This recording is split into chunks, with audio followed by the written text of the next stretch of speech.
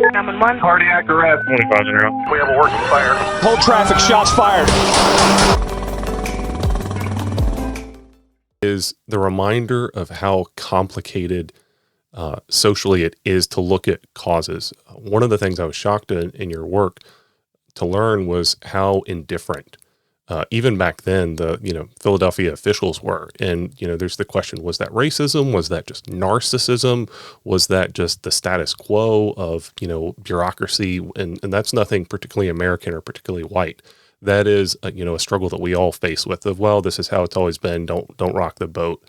But I think that even though obviously the cultural issues with the civil rights movement in the late 60s were key, the takeaway that I got from your work was not so much that we should be angry about this, but that we should be inspired by these amazing men, these amazing Black men who really showed us that the dream is to put the value and the judgment on a person's character and not on how they're somehow other than us, regardless of what that other than us is, whether it's narcissism or racism or religious bias or cultural bias, or you're from Jersey and I'm from New York is one of my favorite lines.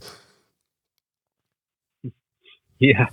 I was talking to someone who'd read the book, and she grew up in Cleveland and, said, I remember the Huff riots. And we just thought, well, what's wrong with those people? Why are those people doing that? What's the matter with them? Of course, the police should be putting this down.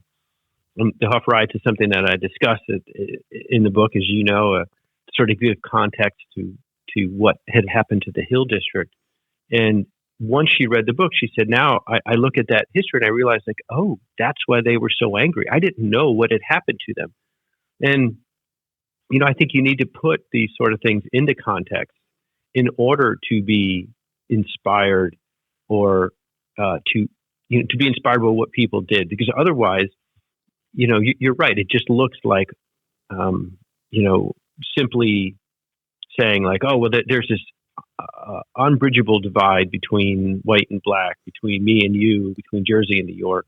We should be angry about it still. No, I don't think that was the takeaway. I think the takeaway is that we should be saddened when we find this, wherever this is, be honest about it, and put first things first, which is the value on character and service and virtue. 100%. And if you look at what they did and the tremendous contribution that they made in the face of everything, I don't know how that cannot be inspiring. How, the tremendous grace that they showed throughout the course of their career is, I don't know if there's another word besides inspiring. I'm not entirely certain what it is. It's a wonderful, it's an incredible piece of history that only becomes richer when you understand the full story and you put it into its proper context. And, you bring out these various issues of race and other things, because then you can see, like, we are creating our own problems, and here's a roadmap for how things can be fixed. And you're right. It's the whole, judging someone by the content of the character, not the color of their skin. Like that is one of those lines now that almost feels trite because it's been said so many times. But really, isn't that what it's all about? Like, are you a good person? Am I a good person? Do your intentions match your actions? I thought those are the things we should be looking at. This is your host, Christopher. If you like today's episode, give us a thumbs up and subscribe. Also, click the bell for notifications on future content. If you haven't already, check out our website, theufcshow.com, ways that you can support us and find us on other platforms. Until next time.